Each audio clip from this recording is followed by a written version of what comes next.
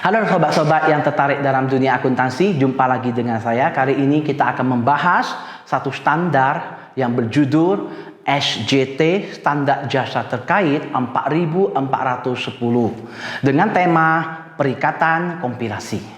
Apa sih perikatan kompilasi sebelumnya? Nah, kompilasi berasal dari kata compile. Artinya apa?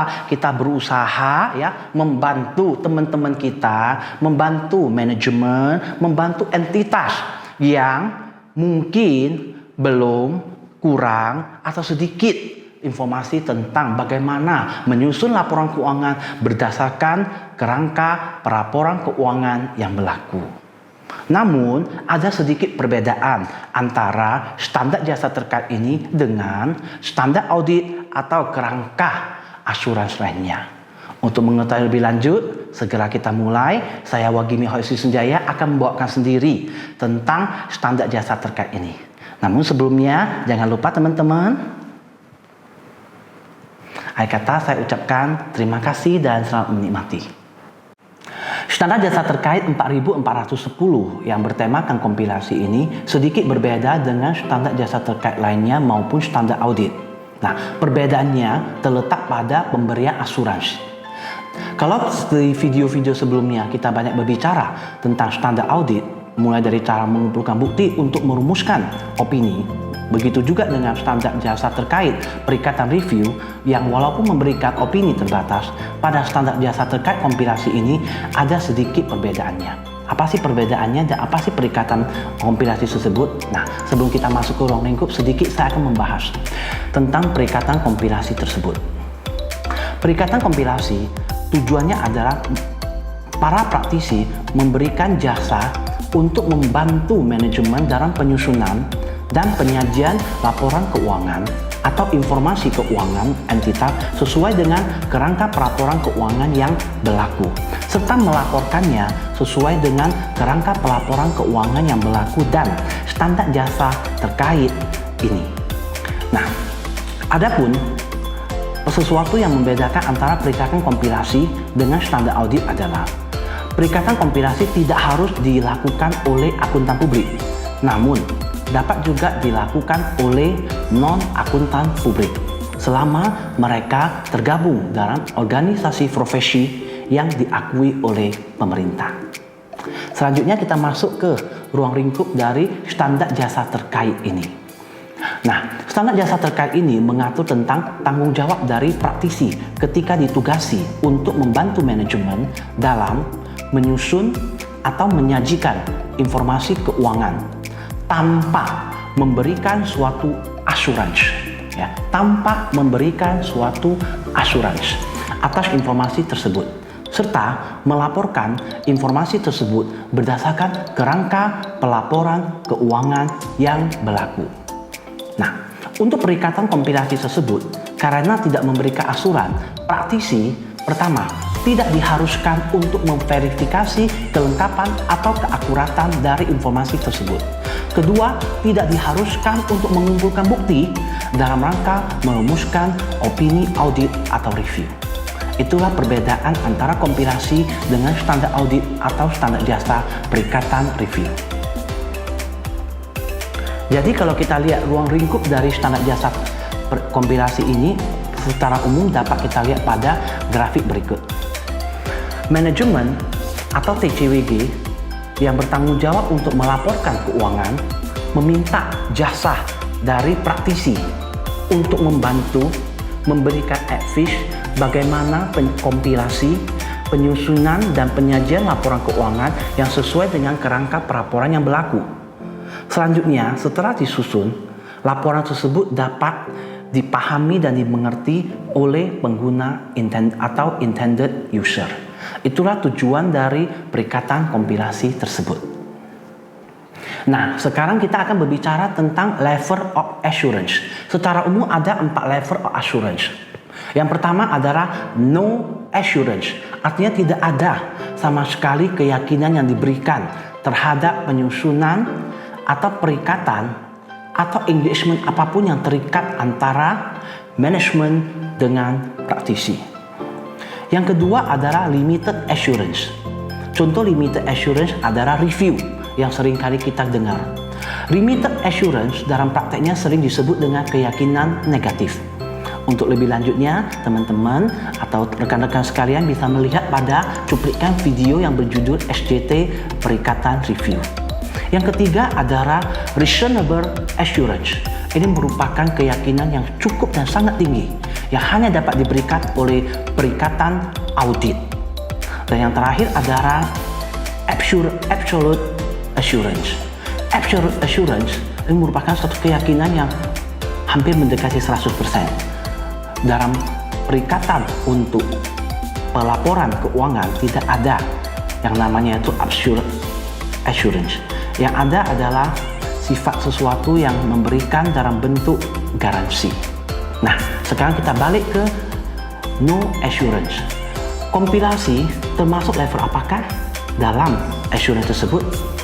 Ternyata perikatan kompilasi memberikan level no assurance. Itulah kenapa pada ruang lingkup standar jasa terkait ini tidak mengharuskan untuk memverifikasi kebenaran dan kelengkapan informasi serta mengumpulkan bukti. Ya, jadi teman-teman, itulah perbedaan antara kompilasi dengan perikatan lainnya. Adapun fase-fase dalam perikatan kompilasi SJT 4410 ini secara garis besar sama dengan tahapan-tahapan dilalui dengan standar audit maupun perikatan review lainnya, mulai dari tahap engagement, tahap planning, performing, sampai the reporting. Nah, sekarang kita akan membahas satu persatu ya, sekaligus merefresh dari apa yang kita lakukan mulai dari tahap accepting, planning, performing, sampai dengan tahap reporting. Kita mulai yang pertama itu pada tahap accepting. Ada dua activity secara umum yang harus diperhatikan.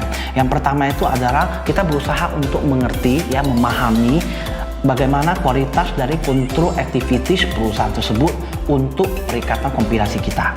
Tujuannya adalah supaya kita dapat melakukan assessment terhadap kompilasi perikatan tersebut. Jangan lupa didokumentasikan bagaimana training terhadap control activity tersebut dan bagaimana kualitas dari control activity perusahaan tersebut. Yang kedua adalah melakukan suatu penentuan apakah kita menerima atau menolak, ya, atau acceptance or continuation. Jadi terhadap klien baru atau existing client pada perikatan kompilasi ini. Tujuannya adalah jelas, yaitu menentukan apakah kita mengambil atau menolak perikatan ini, dan jangan lupa didokumentasikan beserta dengan engagement letter kita. Inilah tahap pre-rim, ya, atau tahap accepting engagement. Pada tahapan berikutnya adalah tahapan planning, ya, yaitu kita berusaha untuk mengerti, ya, kita berusaha untuk menggali lebih banyak pemahaman yang berhubungan dengan tentang entitas, bisnis, dan operasional dari perusahaan tersebut. Dengan tujuan supaya laporan keuangan yang kita susun bisa berdasarkan pada kerangka pelaporan keuangan yang berlaku.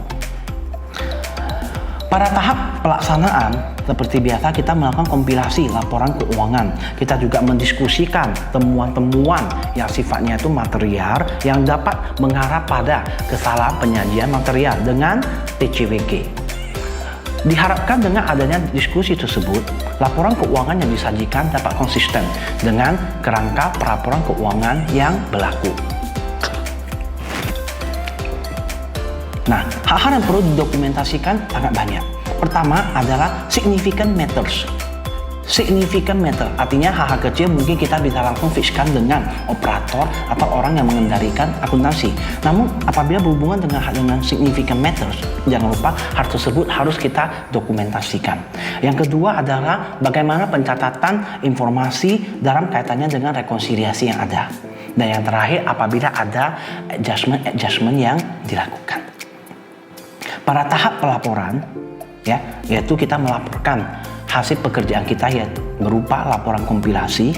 Seperti biasa, tujuannya cuma satu, yaitu memastikan bahwa laporan tersebut telah dicatat sesuai dengan kerangka pelaporan berlaku dengan menggunakan bahasa yang dapat diterima.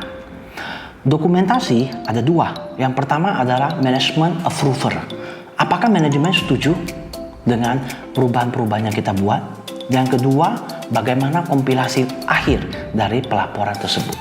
Inilah keseluruhan dari semua rangkaian perikatan kompilasi dari tahap accepting sampai dengan tahap reporting. Oke, sekarang kita masuk ke tahap bagaimana pelaksanaan perikatan kompilasi tersebut. Praktisi diharapkan untuk memahami keadaan dari entitas agar dapat melakukan perikatan kompilasi dengan baik. Hal-hal apa saja yang perlu diperhatikan? Yang pertama adalah bisnis dan operasi dari entitas, termasuk sistem pembukuan dan pencatatan akuntansinya. Yang kedua adalah kerangka pelaporan keuangan yang berlaku, apakah menggunakan SAK atau MKM, atau SAK etap, atau SAK umum, atau mungkin untuk entitas khusus yang menggunakan SAK syariah atau standar akuntansi pemerintah.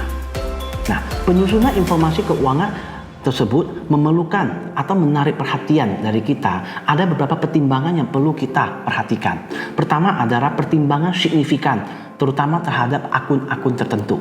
Yang kedua adalah kita perlu membaca informasi keuangan yang lewat dan melihat serta mempelajari bagaimana proses penyusunannya.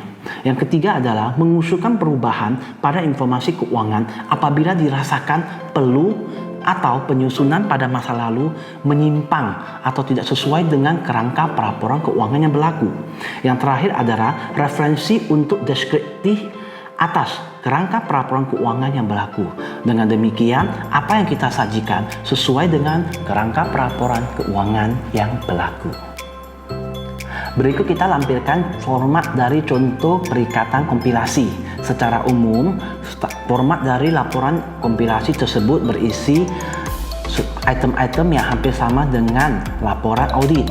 Yang pertama dimulai dengan judul, yang kedua pihak yang dituju, lalu paragraf pembuka ya yang berisi tentang apa yang kita lakukan, kompilasi laporan apa saja yang kita lakukan. Lalu paragraf selanjutnya berisi tentang rujukan dari perikatan kompilasi tersebut, tentunya ke SJT 4410 ini. Selanjutnya kita juga menjelaskan prosedur-prosedur apa yang kita lakukan selama perikatan kompilasi tersebut. Dan terakhir diakhiri dengan penekanan bahwasannya praktisi hanya membantu untuk memberikan kompilasi, tidak memberikan asuransi apapun. Sehingga ditegaskan bahwa kita tidak melakukan verifikasi keakuratan dan kelengkapan informasi, serta melakukan pemeriksaan bukti untuk perumusan opini. Diakhiri dengan tanda tangan praktisi, tanggal perumusan atau pelaporan dari perikatan kompilasi, serta alamat dari praktisi jika tidak terdapat pada kop surat. Standar jasa terkait 4410 perikatan kompilasi tersebut.